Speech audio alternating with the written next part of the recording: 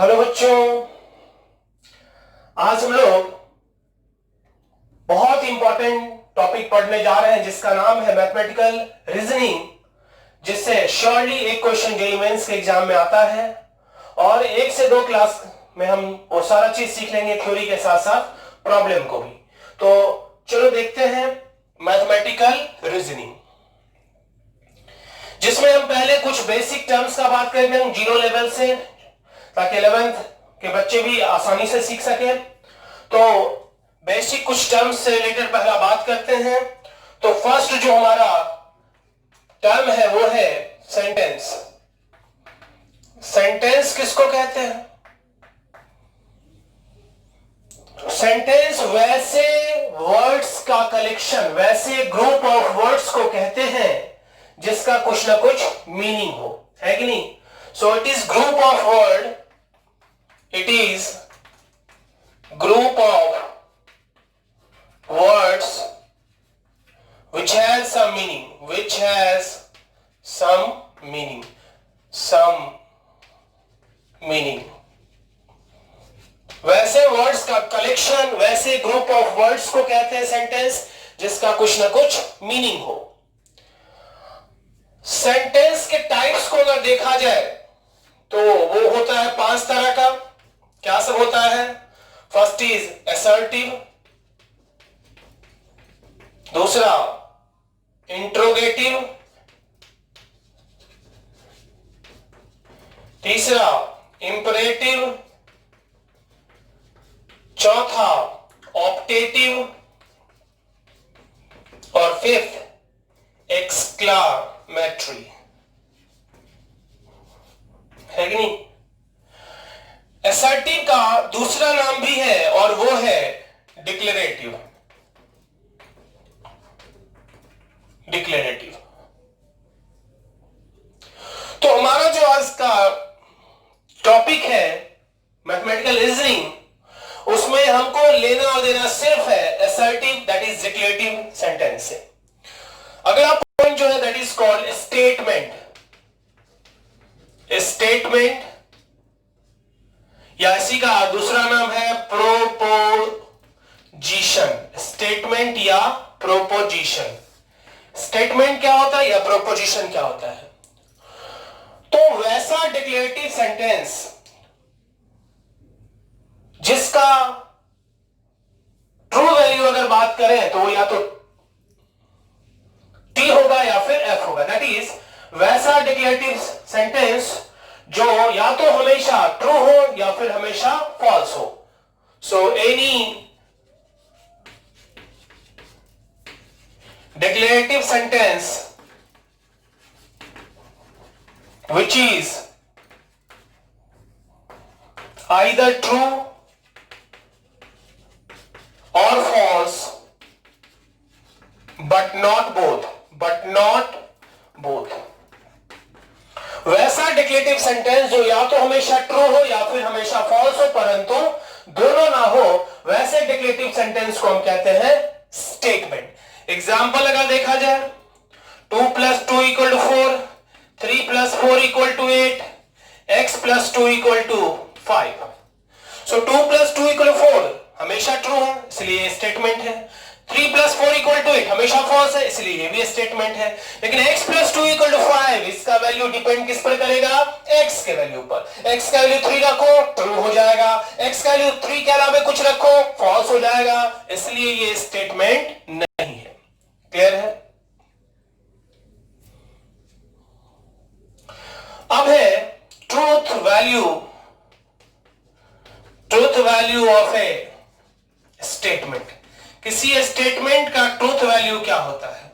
Truth value of A statement. किसी statement का truth value क्या होता है?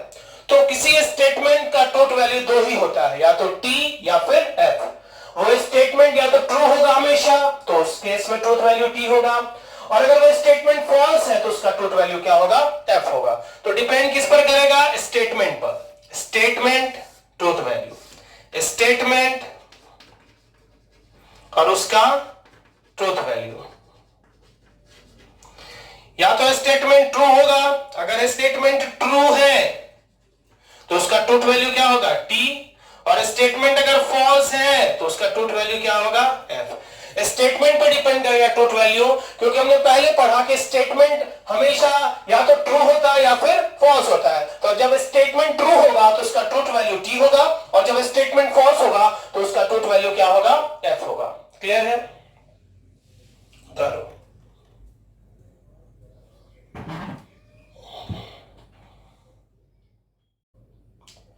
अब हम लोग बात कर रहे हैं ओपन सेंटेंस का।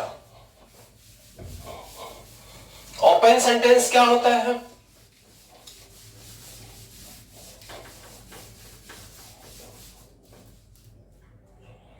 Open sentence,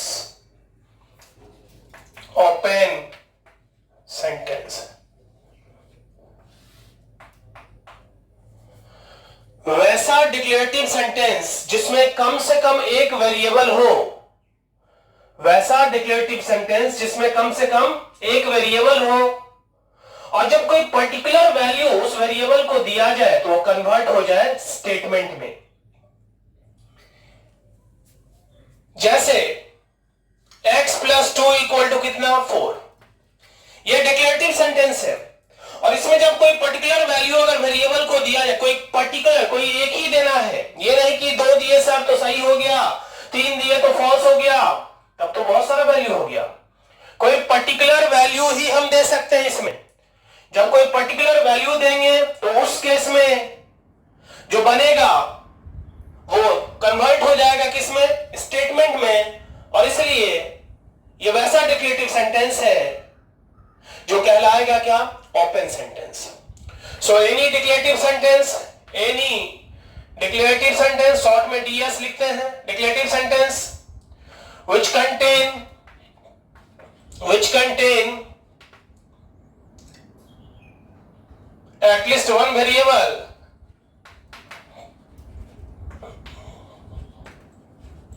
and become a statement when a particular value is given to variable, particular value is given to the variable,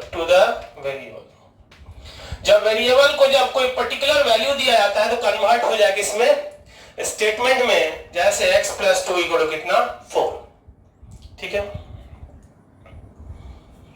अब है स्टेटमेंट दो तरह का होता है। स्टेटमेंट दो तरह का होता है, एक को कहते हैं सिंपल और दूसरे को कहते हैं compound. Simple and compound statement.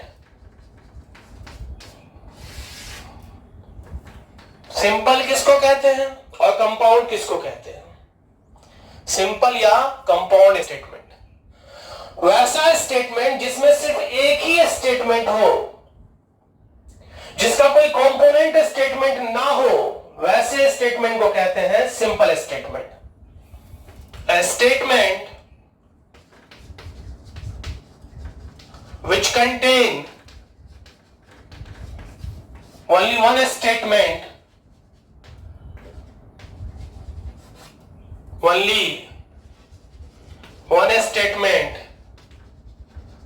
is called simple, otherwise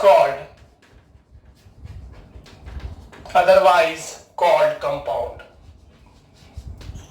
ठीक है? जैसे 2 प्लस 2 इक्वल टू 5, ये क्या है? सिंपल है। और if x 2 plus 2 equal to 5 then Mumbai is in England, Mumbai is in England.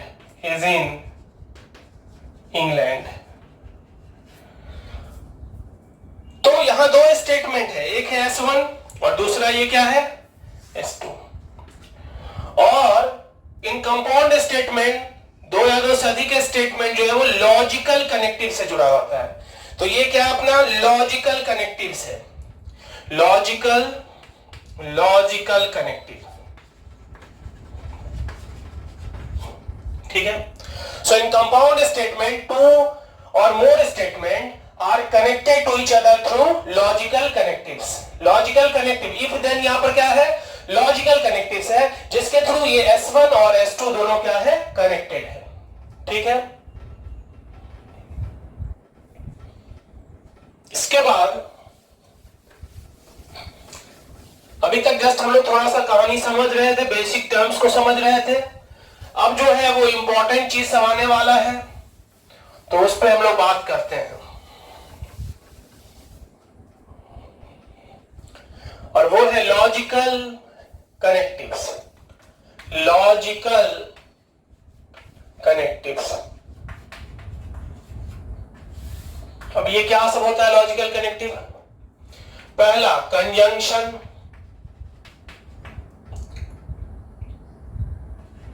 दूसरा डिसजंक्शन, तीसरा कंडीशनल, चौथा बाई कंडीशनल और पांचवा निगेशन। ये 5 तरह का लॉजिकल कनेक्टिव्स है जिसका अपना अलग अलग सिंबल है। कंजंक्शन का ये सिंबल है, डिसजंक्शन, कंडीशनल, बाई कंडीशनल दोनों साइड से, और निगेशन ये। ठीक है। तो इसका क्या, कैसे कंजंक्शन डिसजंक्शन वर्क करता है उस पर अगर देखें, that is truth table of logical connectives, LC। LC means logical connectives. यहां पहला कंजंक्शन,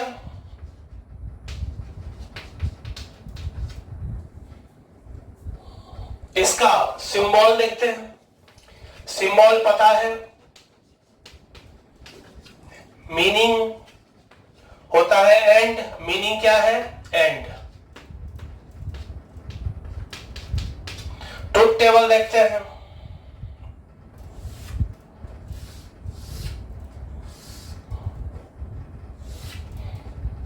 ये रहा S1, ये S2 और ये हो गया S1 कंजंक्शन कितना, S2।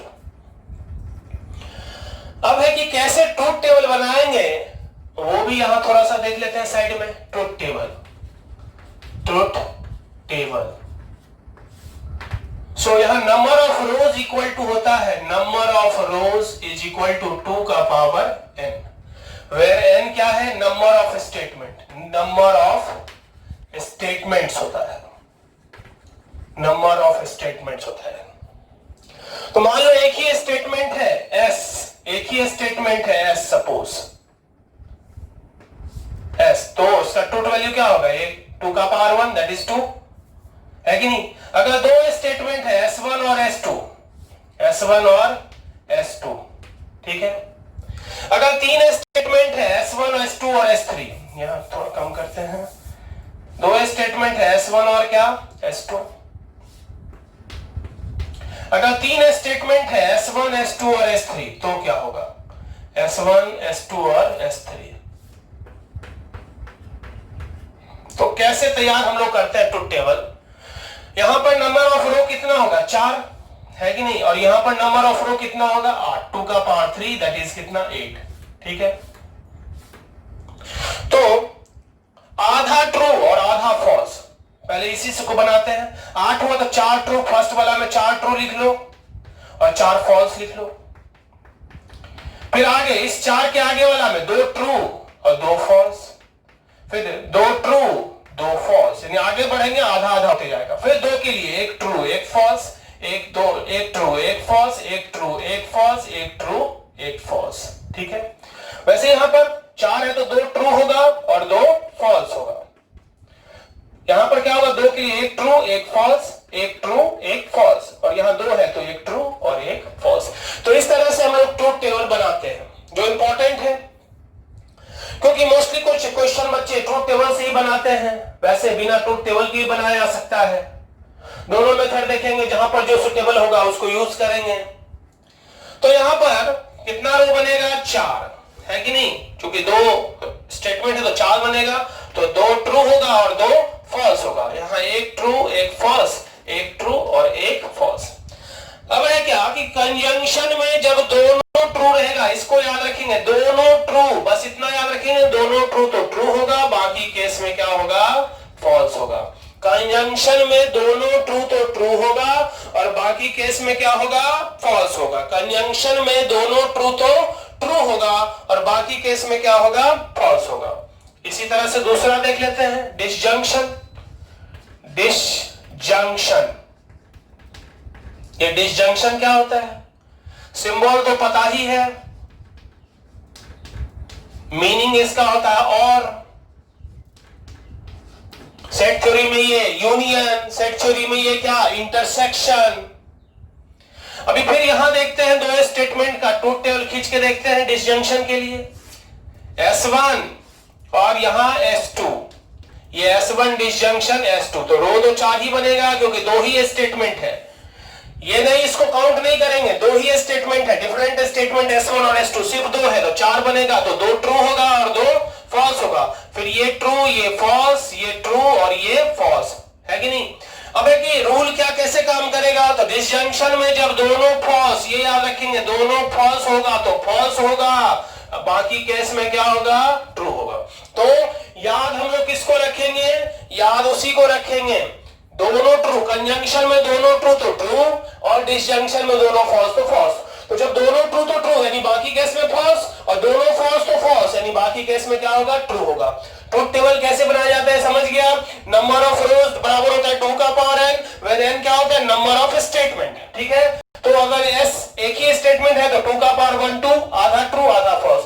2 रहेगा तो 2 का पावर 2 4, आधा ट्रू यानी 2 ट्रू 2 फॉल्स। फिर इस 2 के लिए आगे बढ़ेंगे तो आधा ट्रू यानी 1 ट्रू 1 फॉल्स, 1 ट्रू 1 फॉल्स। फिर 3 है तो 2 का पावर 3 कितना होगा? 8, 4 ट्रू 4 फॉल्स, फिर आगे 2 ट्रू 2 फॉल्स, 2 ट्रू 2 फॉल्स, फिर true false true false true false true false.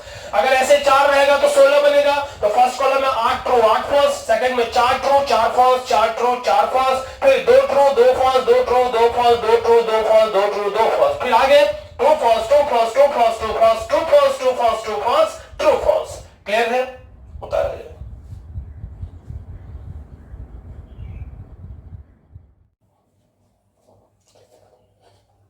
Hello. अब इसके आगे हम लोग कंजंक्शन डिसजंक्शन का ट्रूथ टेबल देखें। तीसरा कंडीशनल, फिर बाय कंडीशनल और फिर निगेशन का देखते हैं।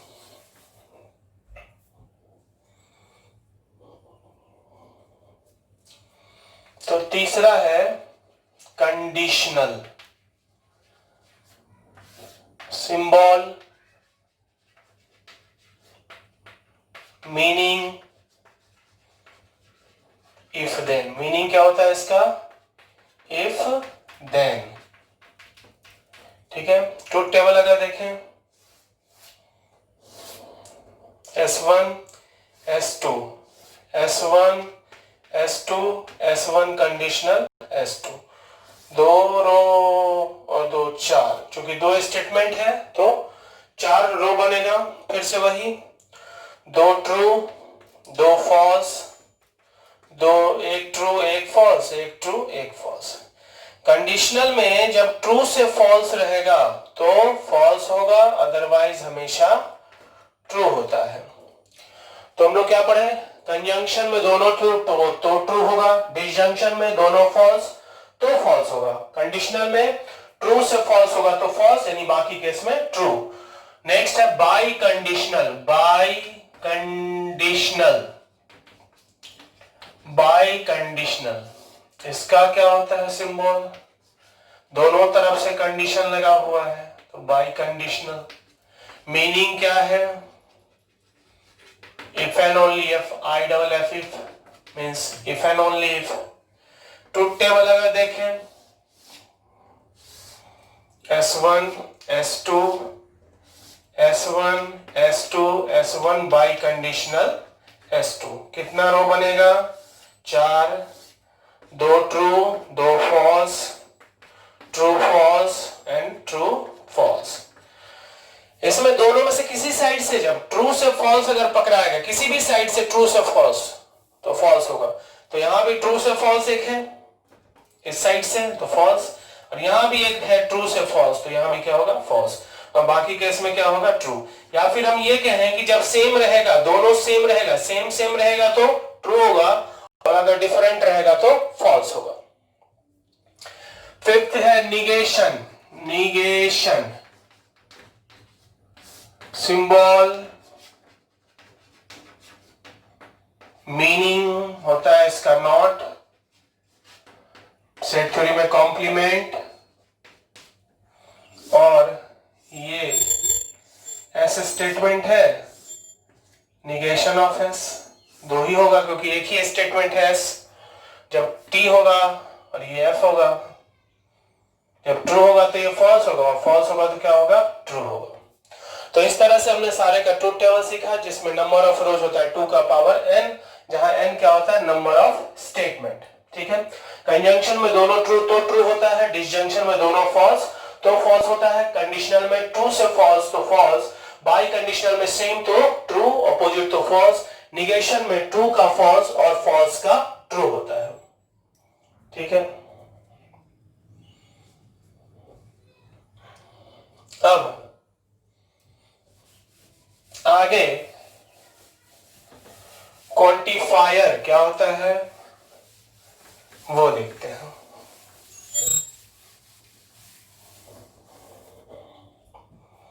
क्वांटिफायर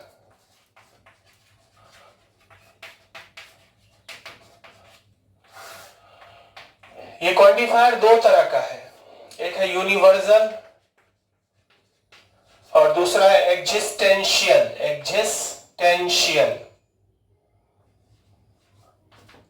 इस सबका अपना अपना सिंबल है। सिंबल ये, इसका सिंबल ये। मीनिंग तो यूनिवर्सल सिंबल का मीनिंग होता है फॉर ऑल, और इसका होता है देयर एग्जिस्ट। ठीक है। जैसे for all x square greater than equal to कितना, 0, and there exist x such that x plus 2 बराबर कितना, 4। बहुत बार हम लोग ये मैथमेटिक्स में यूज करते हैं। फॉर ऑल एक्स के हर एक वैल्यू के लिए x square greater than equal to कितना, 0, and for all x there exists x such that x plus 2 equal to 4. So for all x belongs to R लगा दो, for all x belongs to R। x के हर एक real values के लिए x square greater than equal to क्या होगा, 0 होगा। अब है क्वांटिफाइड स्टेटमेंट। क्वांटिफाइड स्टेटमेंट, ये क्वांटिफाइड स्टेटमेंट क्या होता है, तो ओपन सेंटेंस के बारे में हमने पढ़ा था। क्या होता है ओपन सेंटेंस, ये वैसा डिक्लेरेटिव सेंटेंस जिसमें एक वेरिएबल हो और जब कोई पर्टिकुलर वैल्यू उसको दिया जाए तो कन्वर्ट हो जाए स्टेटमेंट में। तो वही ओपन सेंटेंस से रिलेटेड ये टर्म है। क्वांटिफाइड स्टेटमेंट क्या होता है कि जब किसी ओपन सेंटेंस के साथ क्वांटिफायर को यूज किया जाता है। किसका यूज किया जाता है, क्वांटिफायर का यूज किया जाता है। ओपन सेंटेंस के साथ क्वांटिफायर का यूज होता है, तो वैसे सेंटेंस को, वैसे स्टेटमेंट को हम कहते हैं क्वांटिफाइड स्टेटमेंट। ओपन सेंटेंस के साथ क्वांटिफायर का जब यूज होता है तो क्या है ये, open sentence with A quantifier, with A quantifier become a statement, become a statement called quantified statement, quantified statement। ठीक है, क्वांटिफाइड स्टेटमेंट इसको कहते हैं। जैसे x प्लस 2 इक्वल टू 4, तो ये क्या है, ओपन सेंटेंस है। ये क्या है, ओपन सेंटेंस है ना।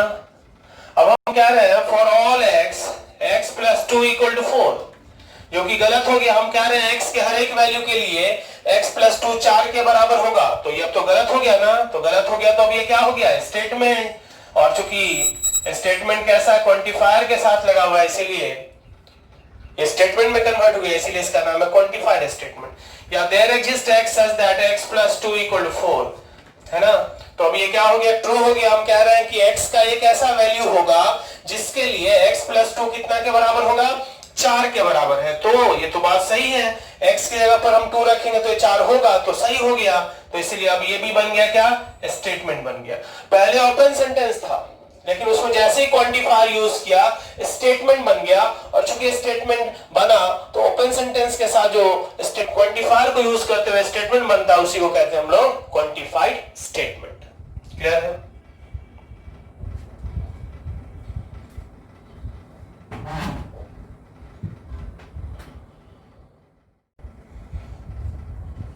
तो हम लोग देखें क्वांटिफाइड स्टेटमेंट के बारे में। हम लोग जितना भी कनेक्टिव्स हमने पढ़ा या फिर ये समझो कंपाउंड स्टेटमेंट या अभी क्वांटिफाइड स्टेटमेंट हमने पढ़ा, उसका निगेशन क्या होगा।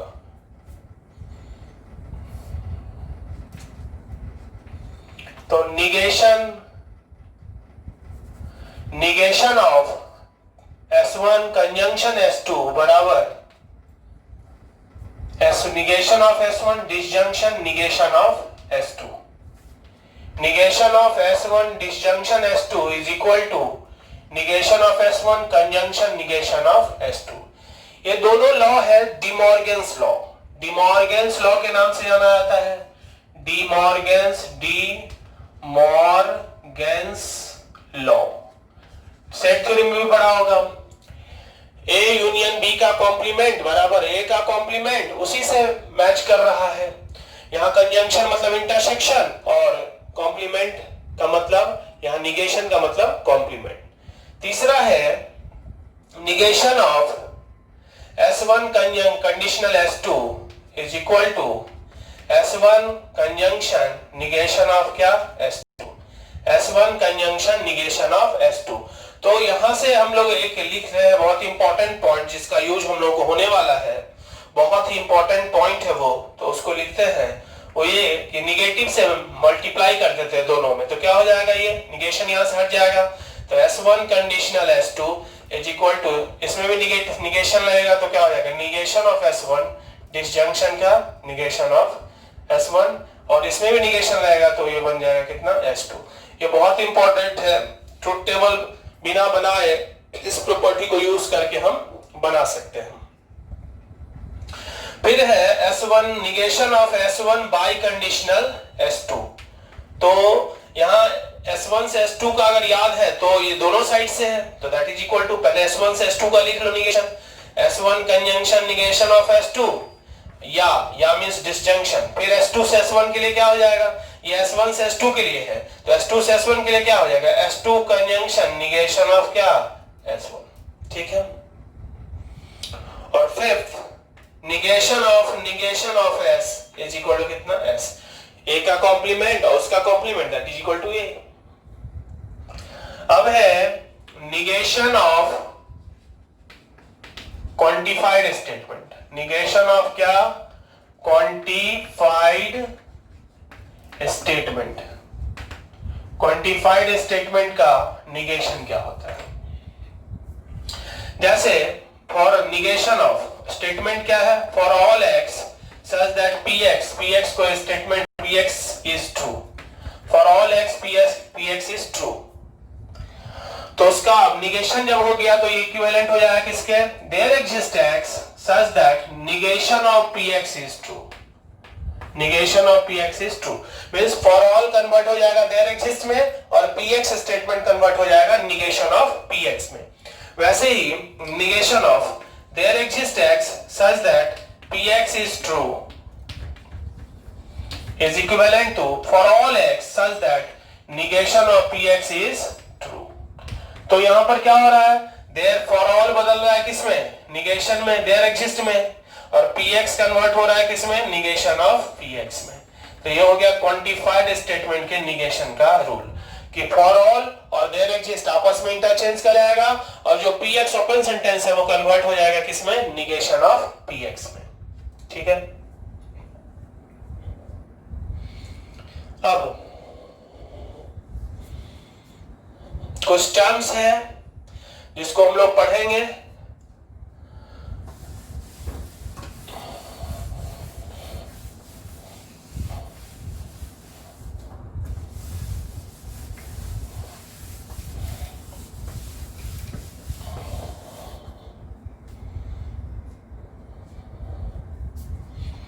ये है टॉटोलॉजी। क्या होता है टॉटोलॉजी?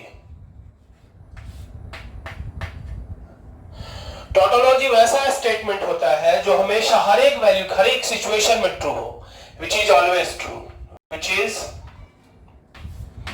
ऑलवेज ट्रू, जो हमेशा ट्रू हो। कॉन्ट्राडिक्शन क्या होता है? कॉन्ट्राडिक्शन वो होता है जो हमेशा फॉल्स हो, which is always false. Next है contingency। ये क्या होता है? जो ना तो हमेशा ट्रू हो ना ही फॉल्स, दैट इज ना तो टॉटोलॉजी हो ना ही कॉन्ट्राडिक्शन हो, which is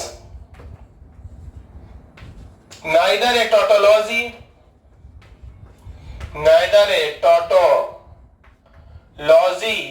nor a contradiction, ठीक है। नेक्स्ट है converse of P conditional Q, inverse of P conditional Q और कॉन्ट्रा पॉजिटिव ऑफ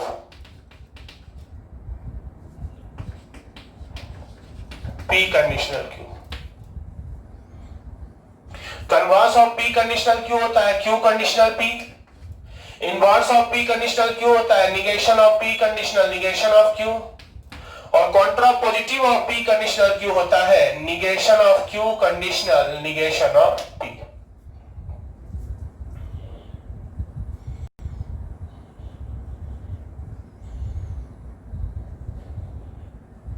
ठीक है, तो ये सब पॉइंट बहुत ही प्रॉब्लम को बनाने के लिए यही सब चीज चाहिए। ये सब चीज एकदम याद रहना चाहिए। थोड़ा कंफ्यूजिंग चीज है, थोड़ा सा बढ़िया से इसको याद किया जाए, क्योंकि 2 ही क्लास में 4 क्वेश्चन, बड़े बड़े चैप्टर को पढ़ने के बावजूद भी कुछ ऐसे चैप्टर है जिसमें नहीं भी बन सकता है सवाल, लेकिन ये श्योरली बनेगा ही बनेगा। तो इसको ध्यान से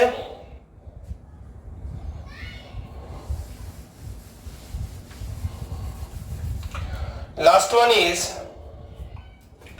जॉइंट डेनियल। सिंबल है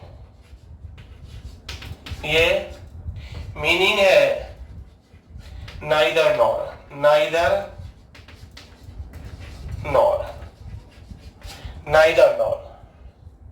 तो S1 जॉइंट डेनियल, S2 क्या हो जाएगा? इसका मतलब neither S1 nor S2, neither S1 nor S2।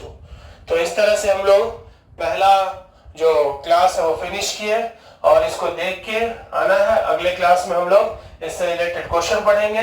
और बस अगर ये जिसको याद है, स्पेशली ट्रूथ टेबल में क्या होता है, कंजंक्शन का रूल क्या है, कब ट्रू होता है, कब फॉल्स होता है, बाकी कुछ टॉपिक्स टर्म्स पढ़े ताकि चैप्टर में थोड़ा इंटरेस्ट बने। तो कुछ थ्योरेटिकली टर्म्स को हमने समझा। उसके अलावा ये सब जो चीज अभी पढ़े हैं वो डिमॉर्गन्स लॉ हो गया वो, और जो हमने वो इंपॉर्टेंट पढ़ाया, क्या बताया, PS1 कंडीशनल S2 का दैट इज इक्वल टू क्या, negation of P disjunction, negation of S1 disjunction कितना, S2। ये बहुत ही इंपॉर्टेंट है। डिमॉर्गन्स लॉ हो गया। उसके अलावा